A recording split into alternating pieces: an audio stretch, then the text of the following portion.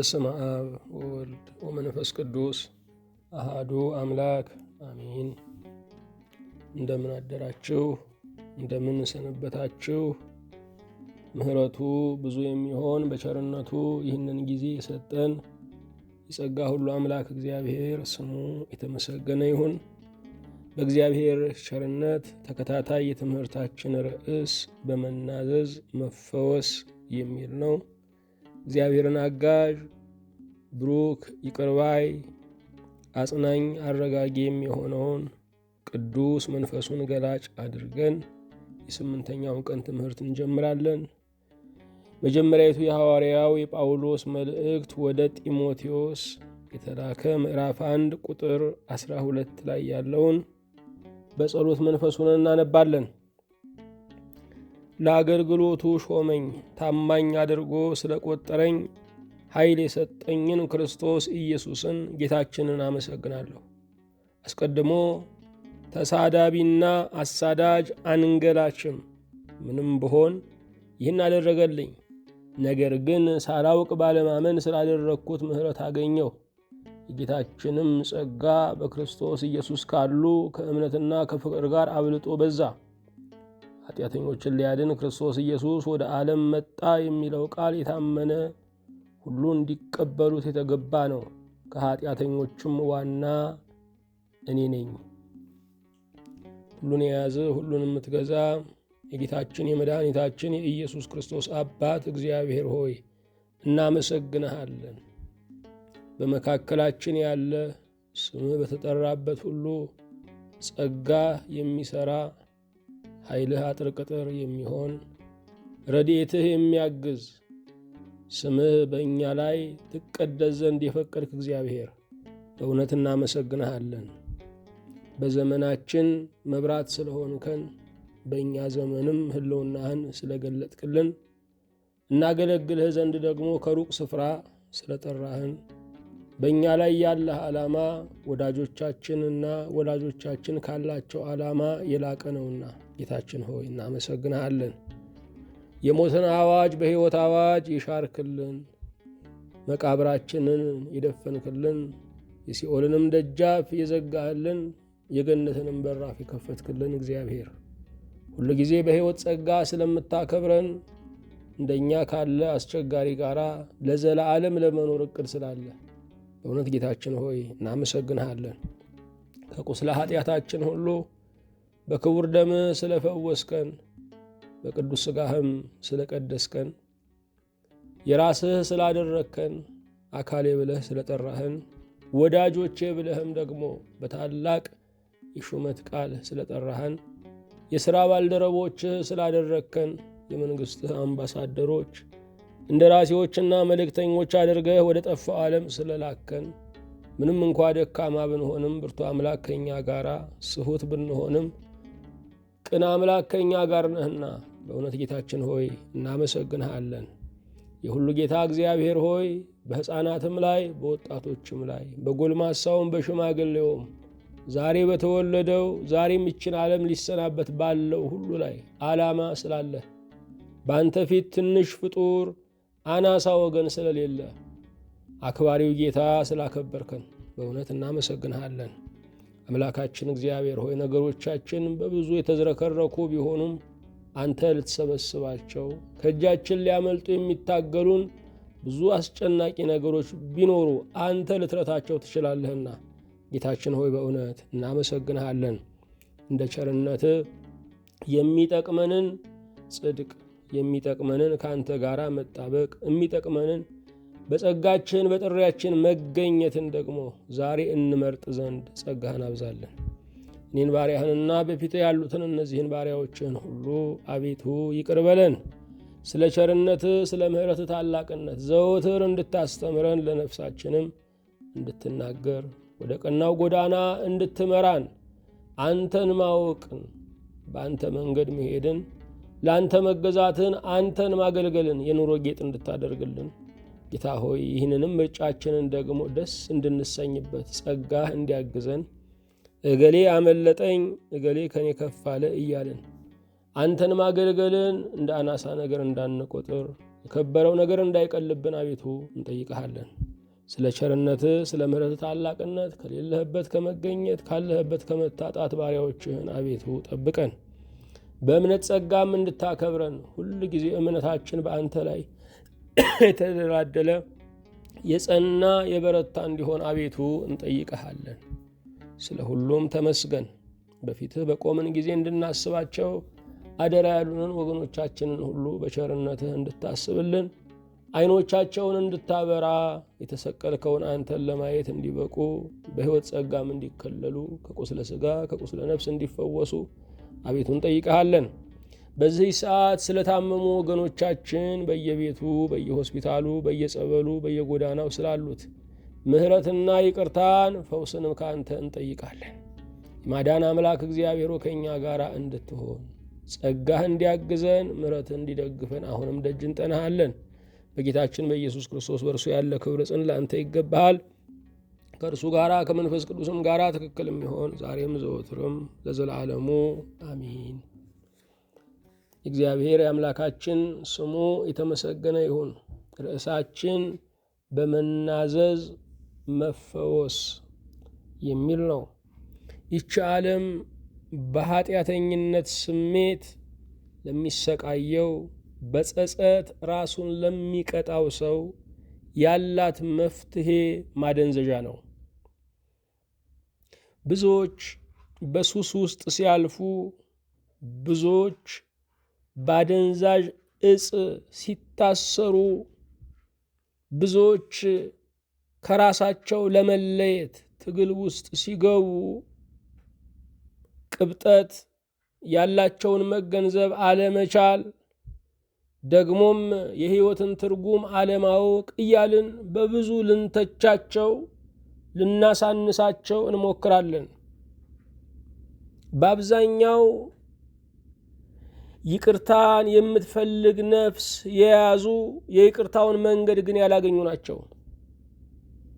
ጸጸታቸውን ለማስታገስ እንጂ ጨርሶ ለማስወገድ መፍትሄውን ቋጠሮው የሚፈታበትን ክሩን አላገኙትም።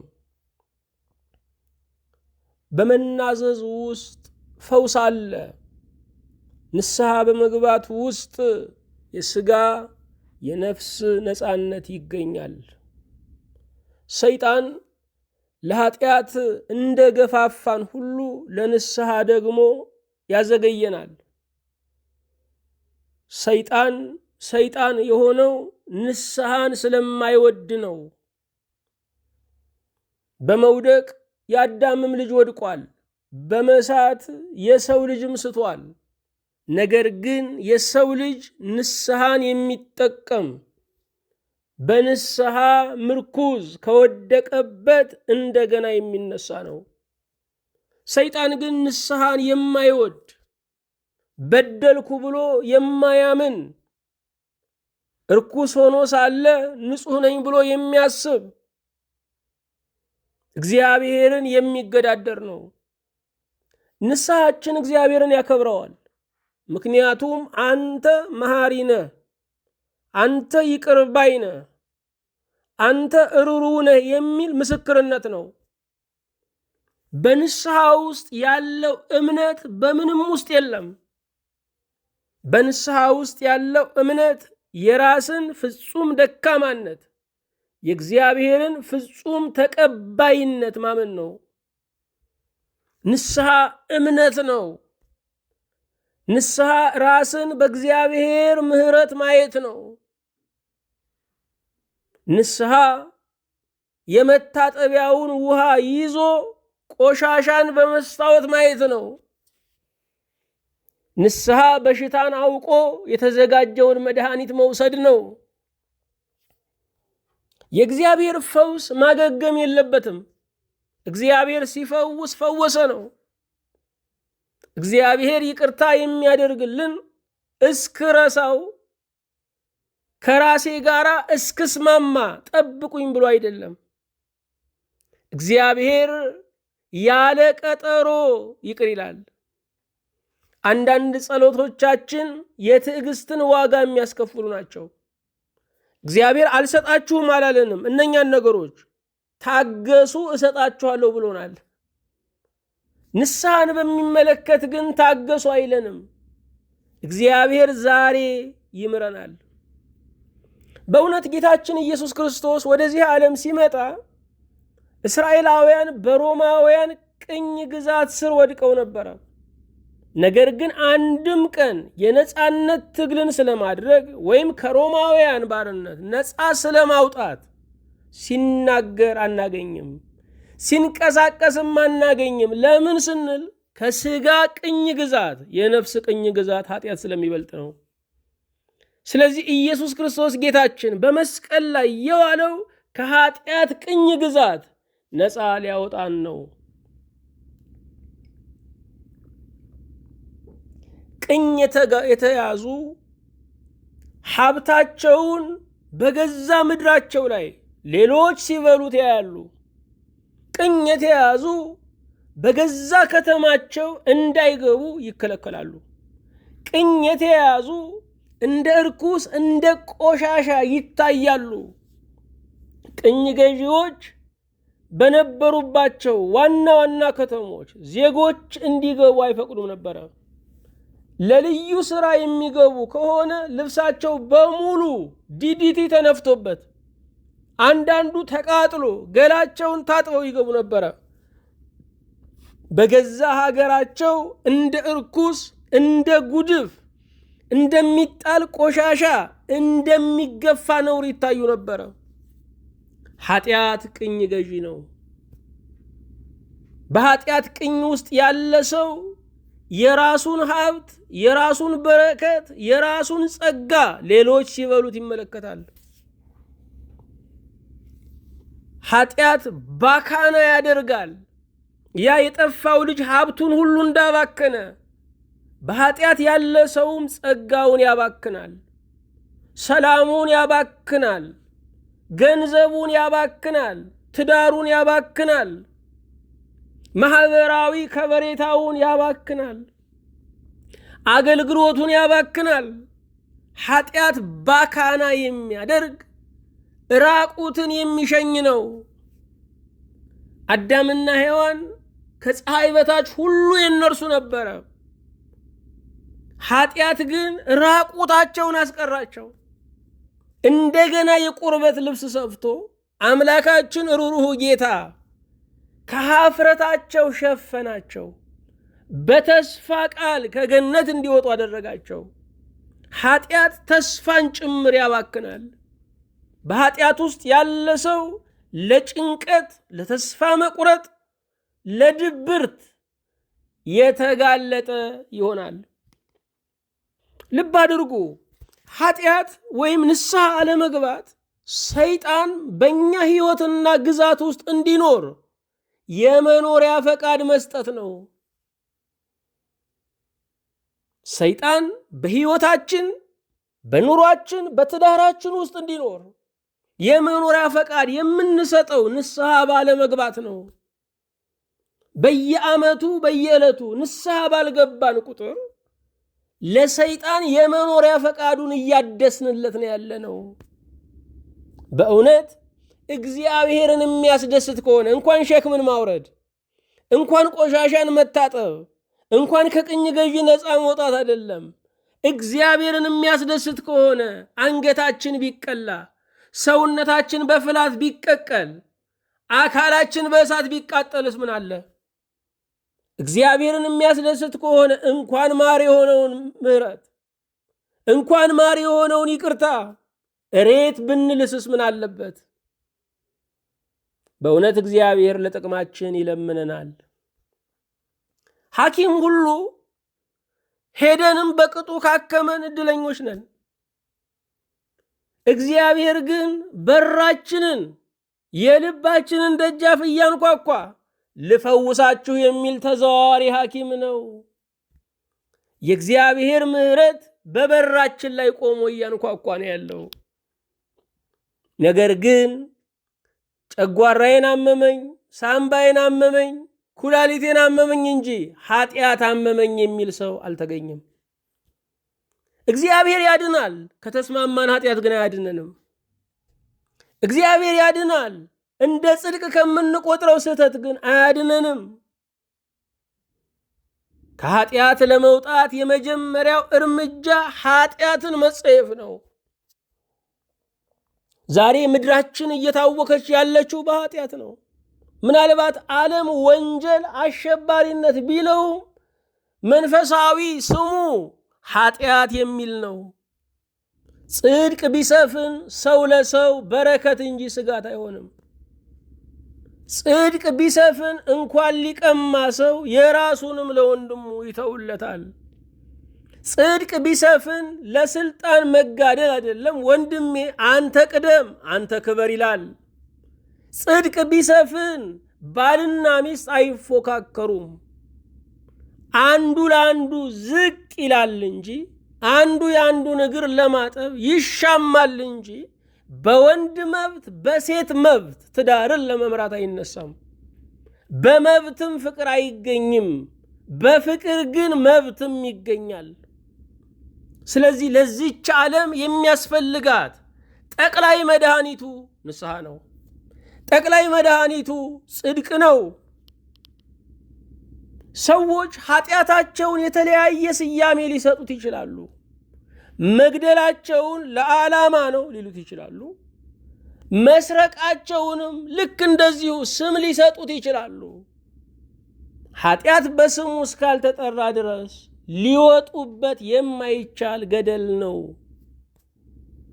በእውነት እግዚአብሔር ዛሬ ሰላማችንን ሊመልስ ይፈልጋል። ዛሬ ትዳራችንን ሊቀድስ ይፈልጋል። ዛሬ ማህበራዊ ኑሯችንን ሊያከብር ይፈልጋል። ንስሐ መግባት፣ ይቅር መባባል ያስፈልጋል። እዚህ ሀገር ያልተቆሳሰለ ጎረቤት፣ ያልተዳማ ባልና ሚስት፣ ያልተነካካ ማህበረሰብ የለም። መድኃኒቱ ምንድነው? ብሔራዊ ንስሐ ነው። መድኃኒቱ ምንድነው? ለይቅርታ እሺ በጀ ማለት ነው። መድኃኒቱ ምንድነው? እግዚአብሔር ሆይ የበደልኩት ያንተን አካል ነው፣ ያጠፋሁት ያንተን መልክ ነው፣ ይቅር በለኝ ማለት ነው። ስለዚህ ለሀገር ሰላምም፣ ለኢኮኖሚ መረጋጋትም፣ ለስጋ ጤንነትም፣ ለበሽታ ቁጥጥርም ጽድቅ አስፈላጊ ነው። አብዛኛው በሽታዎች ከኃጢአት ጋር የተያያዙ ናቸው። ብዙ የአባላዘር በሽታዎችን ስናይ ከኃጢአት ጋር የተያያዙ ናቸው። አብዛኛው ራሱን በወህኒ ቤት የሚያገኘው ሰው ከኃጢአት ጋር በተያያዘ ምክንያት ነው። መልካም ሰዎችም ቅኖችም ሊታሰሩ እንደሚችሉ አንዘነጋም። ነገር ግን ራሳቸውን በወህኒ የሚያገኙ ብዙ ሰዎች ምንድናቸው ካልን እነኚህ ሰዎች ራሳቸውን በኃጢአት ያገኙ ሰዎች ናቸው። ስለዚህም ኃጢአት ጤናን ያሳጣል። ኃጢአት ነፃነትን ያሳጣል። ኃጢአት ከሀገር ስደተኛ ያደርጋል። ኃጢአት ትዳርን ያፈርሳል። ኃጢአት ልጆችን ይበትናል። ኃጢአት የማይነካው የማያውከው የህይወት መስክ የለም። ንስሐ መግባት ይገባል። ንስሐ ውስብስብ ነገር አይደለም። እግዚአብሔር ሆይ ይቅር በለኝ ነው። አንድ እናት ሁል ጊዜ ቤተ ክርስቲያን ሲሳለሙ ምን ይላሉ? ጌታዬ ሆይ እኔስ የሳትኩት አንተስ የማታውቀው ምን አለ? እንዲሁ ይቅር በለኝ ይላሉ። አዎ እኛስ የሳትነው እሱስ የማያውቀው ምን አለ? እንዲሁ ግን ይቅር ይለናል። ይቅር የሚለን ግን መታመማችንን ስናምን ነው። ምክንያቱም መድኃኒት ከእምነት ጋር የተያያዘ ነው። መድኃኒት ከእምነት ጋር የተያያዘ ንጹሕን ውሃ ተበክሏል ብሎ የሚያምን ሰው ቢጠጣም ይታመማል። መድኃኒት ከእምነት ጋር የተያያዘ ነው። የእግዚአብሔር ምሕረት ከእምነት ጋር የተያያዘ ነው። ስናምን ምሕረት እናገኛለን። ለእግዚአብሔር ምስጋና ይሁን። ከንስሐ የሚያዘገዩ ነገሮች ምንድን ናቸው? ወይም የንስሐ ጠላት ምንድን ናቸው? 10 ምክንያቶችን እንጠቅሳለን። የንስሐ ጠላት ምንድን ነው? ወይም ከንስሐ የሚያዘገዩ ነገሮች ምንድን ናቸው? የመጀመሪያው ቀጠሮ ነው። በሕይወታችን ውስጥ ክፉ ነገርን ለመተው በጎ ነገርን ለመጀመር ቀጠሮ እናበዛለን። ልብ አድርጉ፣ ቀጠሮ መሰበር አለበት። ቀጠሮ ዛሬ መሆን አለበት። የሰው ልጅ እርግጠኛ ቀኑ ዛሬ እንዳይመስላችሁ አሁን ነው። ከአሁን በኋላ ምን እንደምንሆን አናቀውም። ስለዚህ አሁን በገባን መኖር፣ አሁን በገባን መታዘዝ፣ አሁን በገባን እግዚአብሔርን መቅረብ ይገባናል። ከንስሐ የሚያዘገየን ቀጠሮ ነው። አንዳንድ ሰዎች የፍርድ ቤት ጉዳይን እስቲ ልጨርስ ይላሉ። አንዳንድ ሰዎች እስቲ ልጄን ልዳር ልኳል ይላሉ። አንዳንድ ሰዎች እስቲ ጡረታ ልውጣ ይላሉ። ንስሐ ማለት ግን ከዓለም መውጣት ሳይሆን ንስሐ ማለት ዓለምን ከልባችን ማስወጣት ነው። ንስሐ ማለት ከዓለም መውጣት አይደለም። ንስሐ ማለት ዓለምን ከልባችን ማስወጣት ነው። ከልጆቻችን ማደግ ጋራ ንስሐ ግንኙነት የለውም። ከስራ ጡረታችን ጋራ ንስሐ ግንኙነት የለውም። ከፍርድ ቤት ጉዳያችን ጋራ ንስሐ ግንኙነት የለውም። ንስሐ ስንገባ ስራ የምናቆም አይደለም። መናገር የምናቆም አይደለም። ንግድ የምናቆም አይደለም። ልጅ ማሳደግ የምናቆም አይደለም። ንስሐ የሚያሰራ እንጂ ንስሐ የኑሮ 4 ነጥብ አይደለም። ንስሐ የኑሮ መዝጊያ አይደለም። ለመኖር ኃይል የሚሰጠን ነው። የምንታጠበው የምንነጻው የበለጠ ለመሰማራት፣ የበለጠ ሰው ለማግኘት፣ የበለጠ ለማብራት ለመድመቅ ነው። ንስሐ መታጠብ ነው። በእውነት ሰው መታጠብ ያለበት በቆሸሸ ጊዜ ነው። ስለዚህ የንስሐችን ቀኑ መቼ ነው? በደላችን የተሰማን ጊዜ፣ ስህተታችን የተሰማን ጊዜ፣ በውስጣችን መንፈሳዊ ደወል ስንሰማ እገሌን በድልሃል፣ ብትጸልይም የጸሎት መንገድ ዝግ ነው ሲለን ወዲያው ሄደን ይቅር በለኝ ማለት አለብን። በእውነት ወገኖቼ ለንስሐ ዝቅ ማለት በሰማይ ከፍ ማለት ነው። ለይቅርታ ዝቅ ማለት በመንበረ ሥላሴ ፊት መሾም መሸለም ነው። በሀገራችን የምታውቁት ነው። የሚመሩት ተሳስተናል አይሉ፣ የሚቃወሙት ተሳስተናል አይሉ፣ ህዝባችን ተሳስተናል አይልም። በዚህ ምክንያት ሚሊዮኖች ያልቃሉ። በዚህ ምክንያት እንባ አይታበስም፣ ደም አይደርቅም። ይቅርታ 4 ፊደል አቅቶን ይኸው እንንገላታለን። የዘመናት ሸክም ተሸክመን እንወዘወዛለን። በይቅርታ ትዳራችሁን አትርፉ ወገኖቼ። የትዳር ነገር፣ የትዳር ፍቺ ለጊዜው ደስ ነው የሚለው፣ ቆይቶ ግን እንደ ድንጋይ መቀመጫ የሚቆረቁር ነው። ምነው ባለፍኩኝ፣ ምነው በታገስኩኝ የሚያሰኝ ነው። ስለዚህ በይቅርታ ትዳራችሁን አትርፉ። በጭንቀት ውስጥ የምታልፉ ከሆነ፣ ውስጣችሁ የሚከብዳችሁ ነገር ካለ ለምንድን ነው የሬሳ ሸክም ተሸክማችሁ የምትኖሩት? ይቅርታ ጠይቁ። ከእግዚአብሔር ጋር ታረቁ። ሰው ለምንድን ነው በስህተቱ 50 ዓመት የሚጠጣው? ለምንድን ነው የሚደነዝዘው? 67 ዓመት ለምንድን ነው ራሱን የሚቀጣው? በእውነት ይሄ ራሳችንስ ምን አድርጎን ነው እንደዚህ የምንቀጣው? በመርዝ የምንቀጣው፣ በመጠጥ የምንቀጣው ለምንድን ነው? በሱስ የምንቀጣው ለምንድን ነው? በአደራ የተቀበልነው አካለ ወልድ ነው፣ አካለ ክርስቶስ ነው ይሄ ሰውነታችን። ስለዚህ ንስሐ መግባት ለራስ መራራት ነው። ንስሐ መግባት ዘመንን መቋጨት ሳይሆን ዕድሜን ማስረዘም ነው። ጳውሎስ ንስሐ ከገባ በኋላ በመላው ዓለም ሰባኪ ሆነ። ንስሐ ከገባ በኋላ 14 መልእክታትን ጻፈ። ንስሐ ያበዛል፣ ንስሐ ያሰፋል። አዎ እኛ ይቅርታ እንጠይቃለን። ሰዎች በደላችን ላይ ሊዘገዩ ይችላሉ። የኛ ጉዳይ አይደለም። እግዚአብሔር ይቅር ካለን የሚጠይቀን የለም።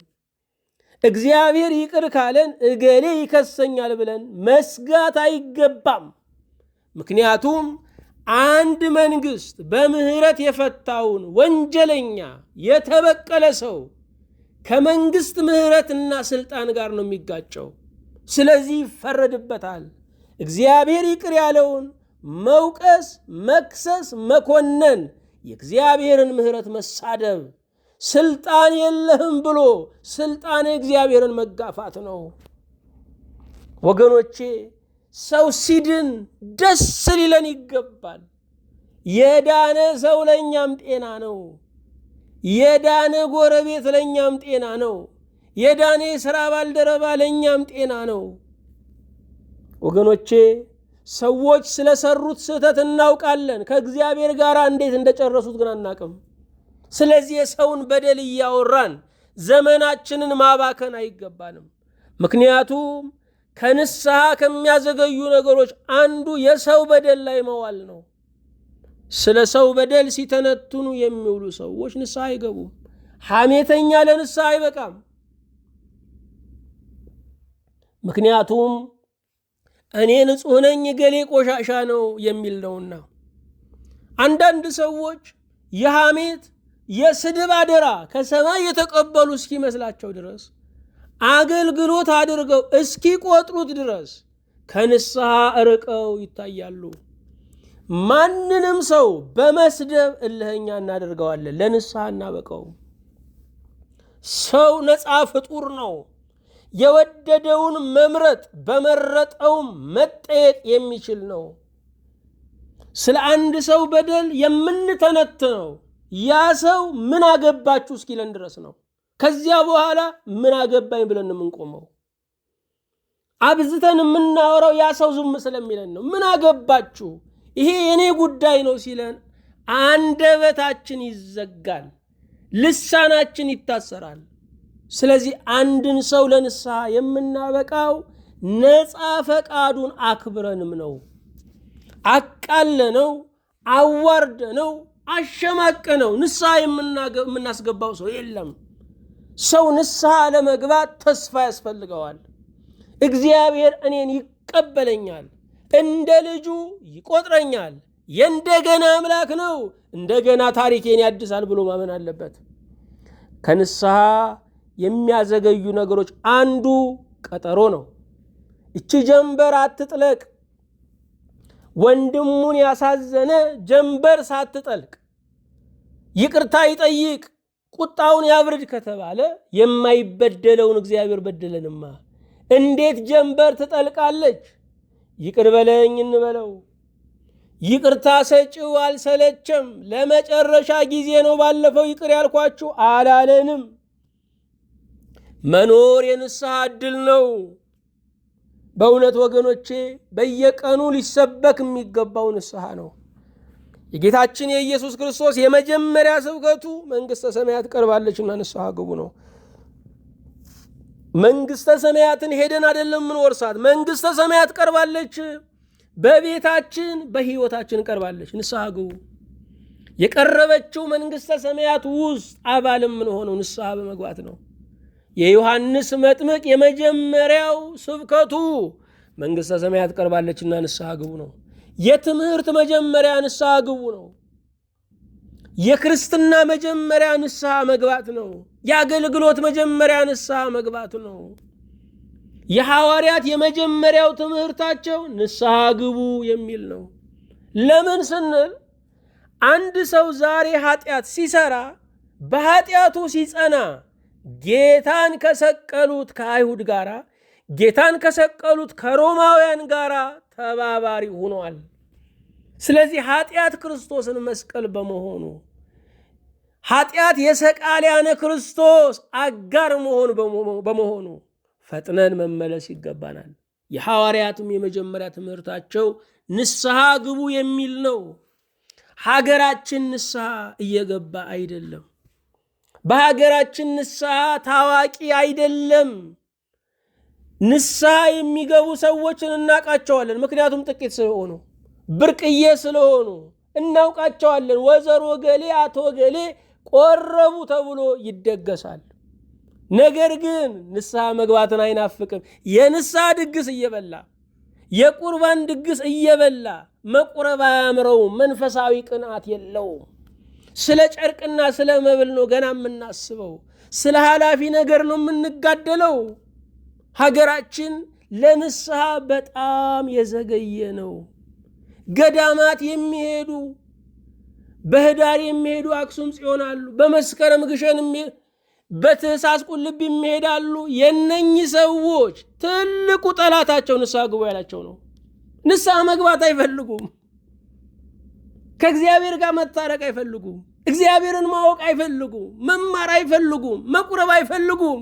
ግን በሃይማኖት ያትምጡብኝ ይላሉ። ሃይማኖት በመገዛት እንጂ በፉከራ አይያዝም። ሃይማኖት የምንሞትለት እንጂ ፎክረን የምንገድልበት አይደለም። ከንስሐ ዘግይተን ያለነው፣ ከንስሐ ርቀን ያለነው። አብዛኛው ሰው ቀጠሮ ላይ ነው ያለው። እርግጠኛ ባልሆነ እድሜ ላይ ለንስሐ እርግጠኛ ቀጠሮ ይዟል። ማረሳሳት ነው የሚፈልገው። እንደው ለእውነቱ ከሞት በኋላ ህይወት እንዳለ የሚያምንስ ምን ያህሉ ነው? ምን ያህሉ ነው የሚያምነው? ከንስሐ የሚያዘገዩ ነገሮች አንደኛው ቀጠሮ ነው። ሁለተኛ ይቅር አይለኝም የሚል ስሜት ነው። ይሄ በመንፈሳዊ ቋንቋ የበደል በደል ተብሎ ይጠራል። እስከ ዛሬ ድረስ ከበደልነው በደል ሁሉ ከፍተኛው የኃጢአት ጉልላት ብለን የምንጠራው የኃጢአት አውራ ብለን የምንጠራው ምንድነው ካልን እግዚአብሔር ይቅር አይለኝም ማለት ነው። እስከ ዛሬ የበደልነው አካላችንን ነው። እስከ ዛሬ ድረስ የበደልነው ሰላማችንን ነው። እስከ ዛሬ የበደልነው ህብረታችንን ነው። አሁን ግን እግዚአብሔር ይቅር አይለኝም ማለት እግዚአብሔር መሐሪ አይደለም ማለት ነው። ልብ አድርጉ። በዚህ ጉዳይ ሰይጣን እንኳ እግዚአብሔርን አላማውም። ሰይጣን እንኳ ንስሐ መግባት አይፈልግም እንጂ እግዚአብሔር እኔን ይቅር አይለኝም የሚል እምነት የለውም። ሰይጣን እንኳ እግዚአብሔርን አላማውም። ሰይጣን ንስሐ የማይፈልግ እንጂ እግዚአብሔር ብሄድ አይፈልገኝም ባይ አይደለም። እግዚአብሔር ይቅር ባይ ነው። የእናንተ የዕድሜ ልክ በደላችሁ የዘመናት ኃጢአታችሁ የቤት ጥራጊ ያህል ነው በእግዚአብሔር ምሕረት ፊት። ኃጢአት በራሳችን ፊት ትልቅ ነው፣ በእግዚአብሔር ምሕረት ፊት ግን መናኛ ነው፣ ትንሽ ነው። ውቅያኖስ ላይ ይላሉ ብሩካን አባቶቻችን፣ የቤት ጥራጊ ቢበትኑበት ውቅያኖሱ አይቆሽሽም። በእግዚአብሔር ምሕረት ፊት የኛ ኃጢአት እንዲህ ነው ይላሉ። በእውነት ለንስሐ የሚያደፋፍር አባት የት ይገኛል? ለንስሐ የሚያደፋፍር ለሰላማችን የሚተጋ ታረቁ የሚለን የት ይገኛል?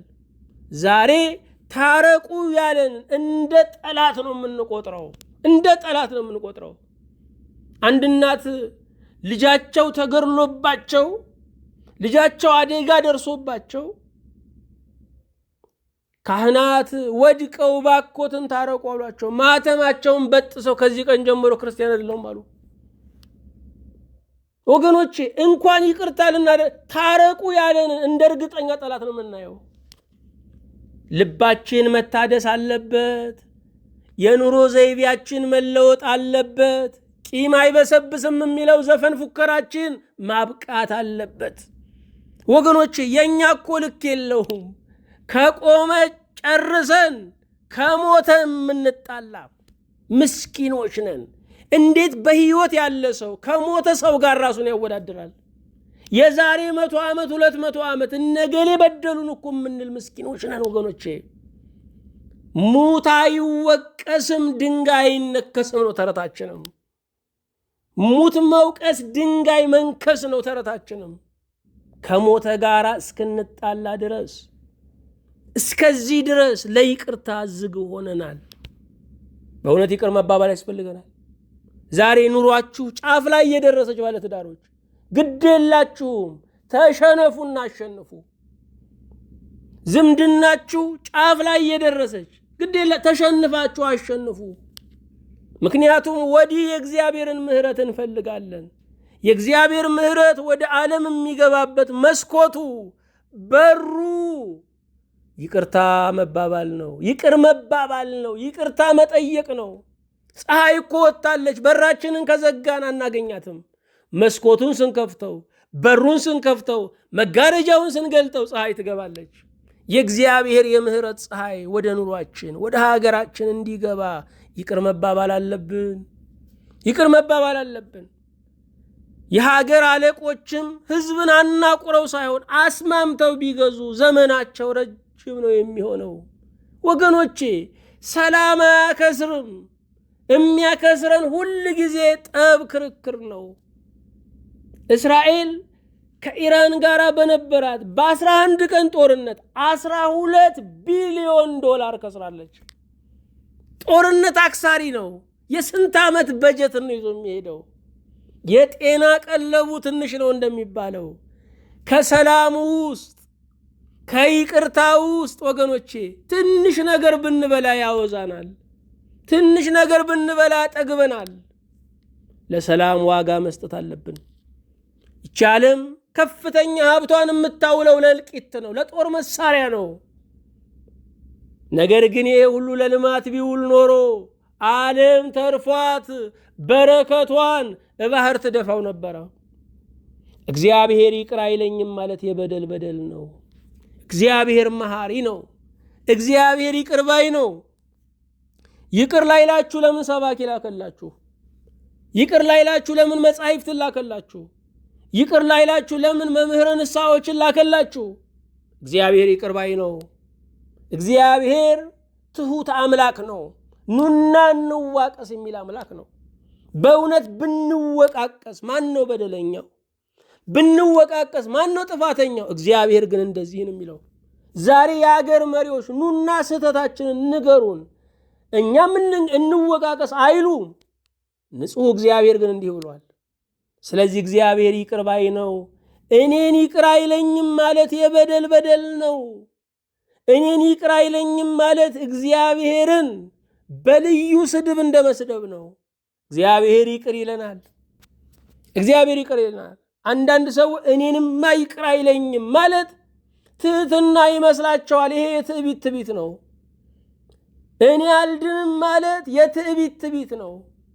ኃጢአት ጣፍቶኛልና ተውኝ፣ በደል ተስማምቶኛል አትነካኩኝ ማለት ነው። እግዚአብሔር ያድናል። ክርስቶስ የሞተው ለመላው ዓለም ነው።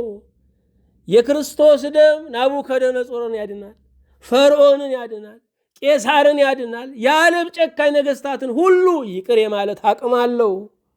የክርስቶስን ደም የሚገዳደር በደል እስከ ዛሬ የሰራ ፍጡር የለም። ይቅር አይለኝም የሚል ስሜት ብዙዎች በዚህ ስሜት ውስጥ ሰይጣን አስሯቸዋል። ይቅር አይልህም የሚል ሰይጣን ብቻ ነው። አንዳንድ ጊዜ አንተማ አትድንም ብለን ለሰዎች እንናገራለን። የሚያድን እግዚአብሔር ነው።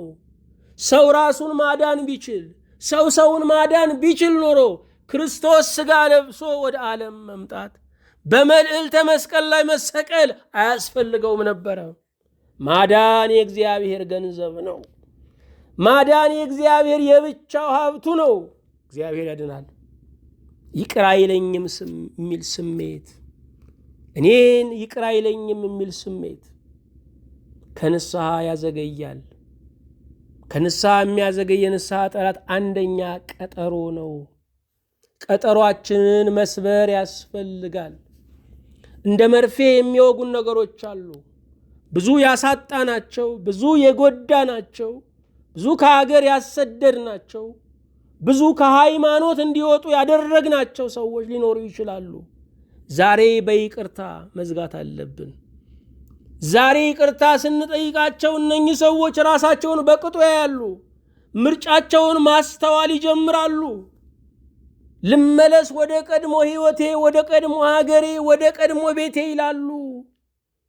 የኛ 4 ፊደል ይቅርታ ብዙ ታሪክ ትለውጣለች። ለዘመናት የጨለሙ የጨገጉ ፊቶችን ታበራለች።